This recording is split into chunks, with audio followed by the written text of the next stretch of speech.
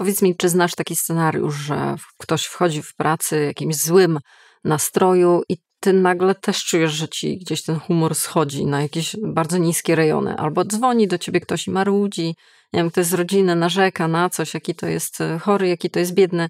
I ty miałeś fajny dzień, ale po tym telefonie też już jesteś taki przybity, jak i te osoby, które gdzieś ciebie w jakiś sposób przybijają. To samo się dzieje przy okazji emocji smutku, czy jakiegoś przygnębienia, ale i złości. I gdzieś tak jakby zarażasz się tymi emocjami i w tym momencie, no, w pewnym sensie stajesz się zakładnikiem emocji innych ludzi. Dlaczego to tak jest, nie? Jak to się dzieje i jak można z tym sobie poradzić? Jak się uwolnić z bycia tym zakładnikiem i po prostu czuć to, co ty czujesz i to, co jest twoje? Właśnie w dzisiejszym filmie o tym ci opowiem. Zapraszam.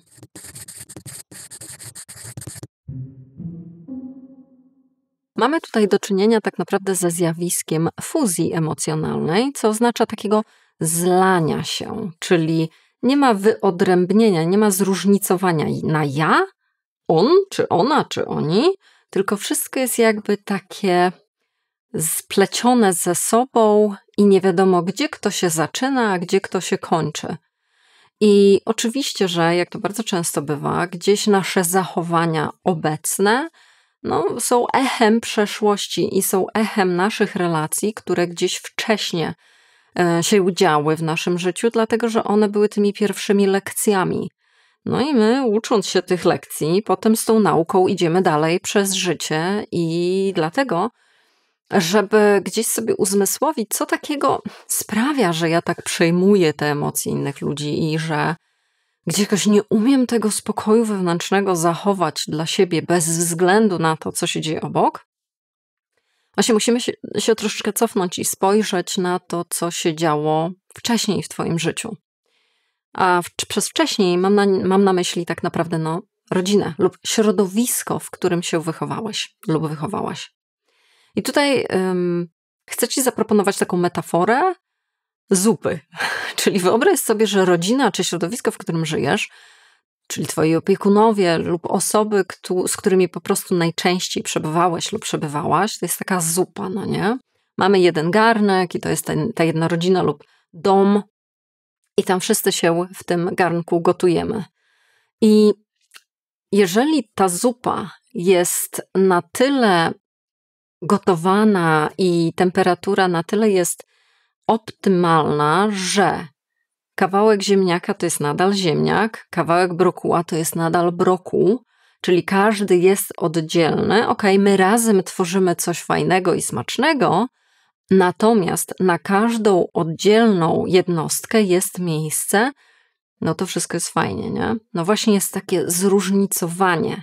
Czyli weźmiesz do buzi ten kawałek brokuła i on naprawdę smakuje jak brokuł, a ziemniak jak ziemniak, marchewka jak marchewka. Natomiast razem wszystko tworzy też ciekawy smak, takie połączenie, no i na przykład zupę brokułową. Natomiast i tutaj może tak, w tym modelu uczymy się tego, że możemy się różnić, będąc razem. To jest dosyć ważne zadanie i ważna lekcja do nauczenia. Natomiast z różnych przyczyn dzieje się często tak, że w tą zupę wkracza blender, czyli robi się zupa krem. I podczas gdy faktyczne zupy kremy chyba, nie wiem, do końca się nie znam, ale chyba są bardzo zdrowe, to tak, jeżeli chodzi o nasze emocjonalne funkcjonowanie w rodzinach, w środowiskach, w których przestajemy być tak bardzo zróżnicowani, a wszyscy się blendujemy razem i tworzymy takie środowisko, w którym właściwie nie wiadomo, kto się gdzie zaczyna, kto się gdzie kończy. I to te granice między zróżnicowaniem ja, a oni absolutnie są zatarte. Nie widać ich. Dzieje się co? No dzieje się między innymi to, że przejmujemy bardzo mocno emocje innych ludzi. Że tracimy swój wewnętrzny spokój tylko dlatego, że ktoś ma jakiś problem i na przykład nam o tym mówi. I tak naprawdę to nie tyle chodzi o to, że emocje są zaraźliwe, chociaż są, I to jest jeden z czynników. I że te emocje po prostu są w powietrzu, więc się troszeczkę nimi zarażamy jak, nie wiem, jak katarem. Natomiast dzieje się też jeszcze coś. Dzieje się to, że ta emocja, która jest obok, staje się dla nas ciężarem, nie? Bo tutaj sama siebie zapytaj, czy to przypadkiem nie jest tak, że sam fakt, że ktoś się smuci albo złości, jest generalnie rzecz biorąc raczej neutralną informacją dla nas. Natomiast staje się ciężarem wtedy, kiedy my zaczynamy brać na siebie odpowiedzialność. Odpowiedzialność za to, że w ogóle ta osoba się czuje, jak się czuje, że my mamy na nią jakoś wpływać, czyli regulować jej emocje, czyli, i tutaj dochodzimy do takiego mocnego sedna, że my się poczuwamy odpowiedzialni, do odpowiedzialności za to, że ten ktoś czuje, co czuje. Czyli ty nie jesteś po prostu obecny przy czyichś emocjach i przeżyciach, ty jesteś mocno zaangażowany w te emocje i w wydarzenia, które otaczają te emocje. Czyli bierzesz na siebie odpowiedzialność za to, co się dzieje w życiu i w sercu drugiej dorosłej osoby. I to nie jest kwestia empatii, musimy sobie to tutaj wyjaśnić, bo czasami pojawia się taka myśl, no dobra, ale to znaczy, że jestem cudownym człowiekiem, że się angażuję w innych ludzi, chcę im pomagać i gdzieś przejmuję się ich losem itp. itd. Fajnie, oczywiście, że tak. Życzliwość niezaprzeczalnie cudowna cecha, oby jej było więcej na świecie. Oczywiście, że tak, tego sobie życzmy. Natomiast zauważ, że życzliwość sama z siebie jest mega pozytywna dla kogoś i dla nas. Jest nagradzająca. Natomiast tutaj mówimy o czymś innym. Mówimy o sytuacji, kiedy czujesz ciężar, czujesz przytłoczenie czyimiś emocjami, no to już w ogóle wychodzimy z tematu życzliwości, a właśnie wracamy do tej zupy krem, która się zblendowała i która nam zabrania być odrębną jednostką. I to jest druga bardzo ważna rzecz, jeżeli ten całe przyczyny, dlaczego tak przejmujesz innych emocje, mają dwa sedna w sobie, to pierwsza właśnie polega na tym, że poczuwasz się do odpowiedzialności za to, co ten ktoś czuje oraz co teraz z tym zrobić, a druga jest taka, że gdzieś masz takie pojęcie, właśnie wyniesione z tych pierwszych lekcji, że jeżeli zaczniesz się wyróżniać, jeżeli zaczniesz być tym odrębnym brokułem w tej zupie, gdzie pływają sobie jeszcze ziemniaczki i marchewki, to jest zagrażające. Czyli niebezpiecznie jest być innym. Niebezpiecznie jest być odrębnym, także emocjonalnie.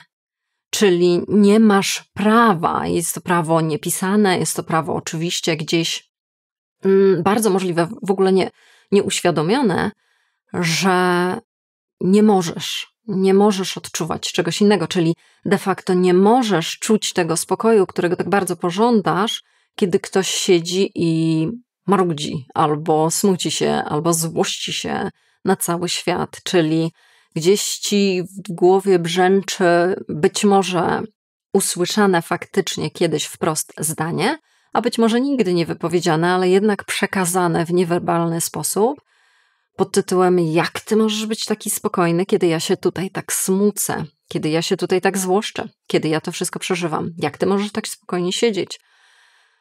No, czyli jak ty możesz być brokułem, kiedy ja tutaj jestem marchewką. I czyli jest to zaproszenie do zlejmy się, splećmy się, zblendujmy się i wtedy, czyli musimy zatrzeć swoje granice i wtedy tak sobie bądźmy. Oczywiście to będzie prowadzić wprost do tego, że nie masz prawa i przestrzeni do swoich własnych emocji, w tym także do spokoju. Czyli nie masz prawa się spokojnie sobie siedzieć, słuchać, czy po prostu uczestniczyć w życzliwy sposób.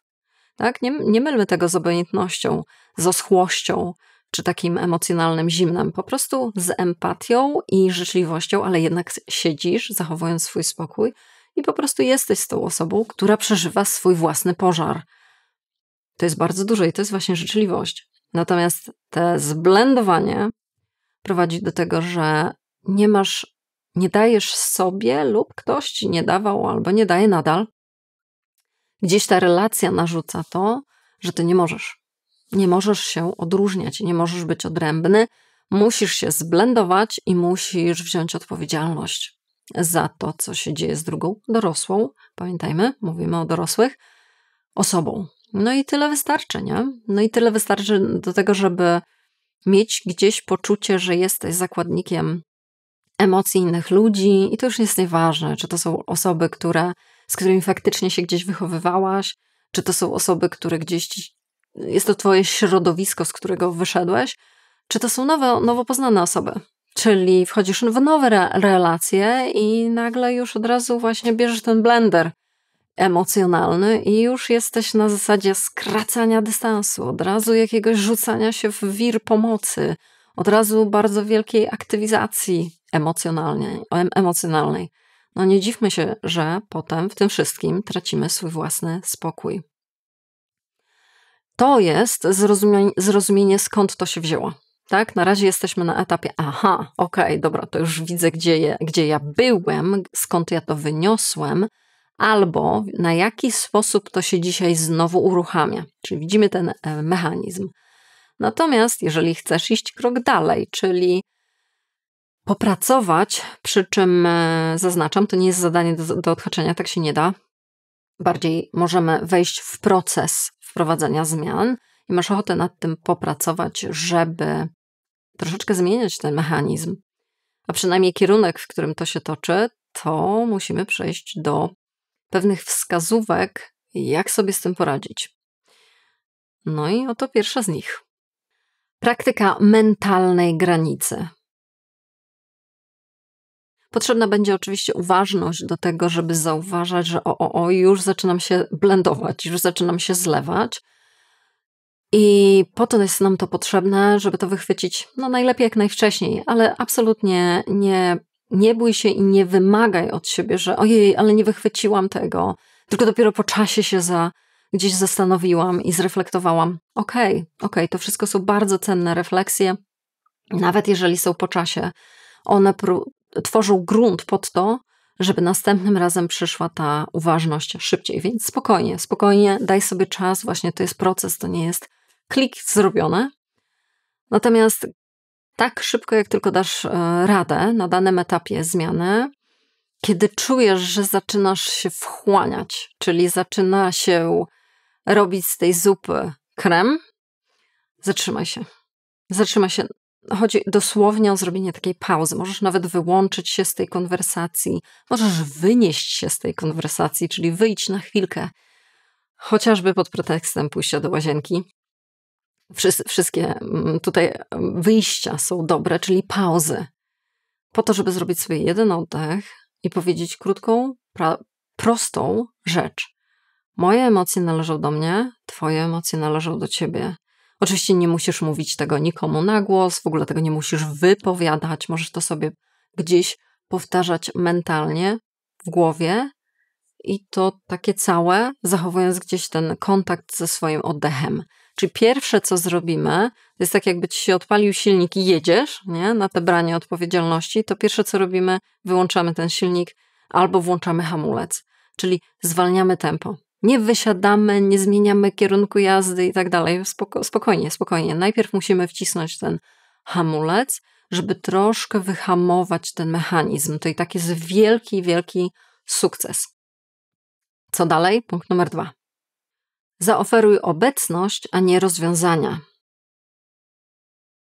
No i tutaj chodzi o to nie, żeby wyskakiwać z tej zupy i sobie szukać nowego garnka, tylko chodzi o to, żeby siebie nie blendować, nie tworzyć tej fuzji i tego zlania, tylko pozostać odrębną częścią tej zupy. Tej samej zupy. Wszystko jest okej, tylko się nie blendujemy na krem. A to oznacza, że nie wskakujemy w czyjeś buty. Nie stajemy się tym kimś i za niego odrabiamy pracę domową, tylko zostajemy sobą. Zostajemy tym brokułem, którym jesteśmy, ale jesteśmy obok. Czyli to jest właśnie kwintesencja życzliwości. Jesteśmy. Oferujemy naszą obecność, życzliwą, spokojną, słuchającą, robiącą przestrzeń dla tej osoby. Obecność. I to jest naprawdę gigantyczna pomoc. Czasami jest tak, a raczej chciałabym powiedzieć bardziej częściej, niż rzadziej jest tak, że mamy takie poczucie, że no ale jeżeli ja tak sobie będę siedzieć i tylko słuchać albo oferować tą obecność, to jest za mało, ja muszę coś zrobić. No nie, bo zaczynasz w tym momencie blendować.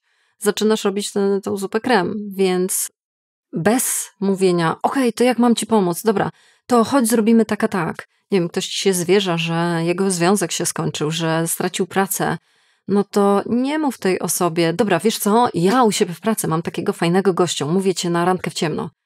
No nie. Po prostu możesz powiedzieć, okej, widzę, że to ciebie przygniotło. Widzę, że ci jest naprawdę bardzo smutno. I to tyle wystarczy. Jeżeli chcesz cokolwiek zaoferować, to ewentualne pytania lub zaproszenia, czyli jeżeli chcesz o tym dłużej porozmawiać, to daj mi znać, jestem do twoich dyspozycji. Jeżeli chcesz mojej pomocy, to powiedz mi, co mogę zrobić. Czyli nadal stery, jesteśmy życzliwi i pomocni, ale stery oddajemy w ręce drugiej strony. I to jest zachowanie swojej odrębności. Zauważ, co się dzieje wewnątrz. Wewnątrz dzieje się to, że właśnie nie przejmujesz tej kierownicy. Ty nadal jesteś pasażerem w tym samochodzie. I o to chodzi. Jeżeli ta druga strona nie da rady jechać dalej, to się zatrzymujemy na poboczu i sobie siedzimy i przepracowujemy, bo to jest jej droga do przejechania, jej ścieżka rozwoju, nie twoja. I dlatego jesteśmy, oferujemy obecność, ale nie oferujemy to ja za ciebie zrobię tutaj wszystko. Ja za ciebie poszukam pracy, ja za ciebie poszukam partnera, ja za ciebie coś tutaj twoją życiową pracę domową odrobię. No nie, bo to już jest właśnie zlewanie się z powrotem, takie splecenie, zatarcie się granic, a przez to no po prostu utrata twojego wewnętrznego spokoju, a przecież nie o to nam chodziło. Oczywiście zdaję sobie sprawę, że pozostawanie tym właśnie odrębnym kawałkiem tego wielkiego równania może być wyzwaniem. Jeżeli masz ochotę gdzieś przegadać taki temat, to zapraszam ciebie na konsultację online 1 na 1. To też jest w mojej ofercie oraz zapraszam ciebie do newslettera, gdzie raz w tygodniu dajemy sobie spokój. Jeżeli zależy ci na spokoju, to zapraszam do zapisu. To właśnie przesyłam do skrzynki raz w niedzielę wieczorkiem. Natomiast gdzieś podsumowując dzisiejszy film, chciałam ci powiedzieć, że zaprzestanie bycia zakładnikiem emocji innych ludzi jest aktem bardzo wielkiego szacunku. Szacunku wobec siebie i wobec drugiej osoby. Wobec siebie dlatego, że utrzymujesz swoją odrębność, dajesz sobie pozwolenie na to, żeby się nie zlewać z innymi, tylko pozostać sobą. Nawet jeżeli ktoś przeżywa trudną chwilę, ty zachowujesz swój spokój. A aktem wielkiego szacunku wobec drugiej osoby, dlatego że w tym momencie dajesz jej największy dar, o wiele cenniejszy niż rozwiązywanie jej problemów życiowych własnymi rękoma. Dajesz jej dar zaufania i wiary w nią, że ona sobie z tym poradzi. Dajesz jej także dar obecności. Życzliwej, spokojnej, bo przecież ta osoba właśnie potrzebuje spokoju. Spokojnej i stabilnej życzliwości, obecności.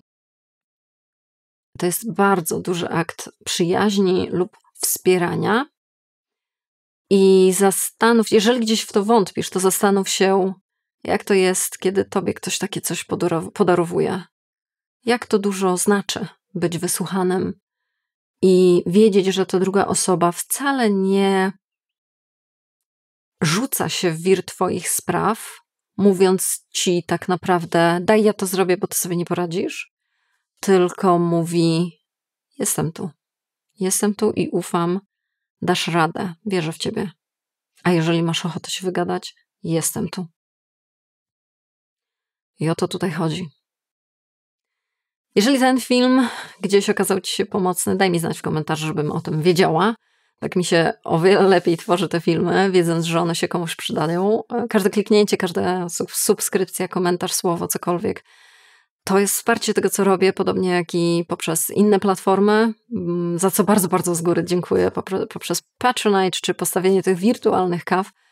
Wielkie dzięki wszystkim osobom, bardzo was wyraźnie widzę i bardzo doceniam każde wasze słowo, każdą wiadomość, którą można doczepić do tej wirtualnej kawy.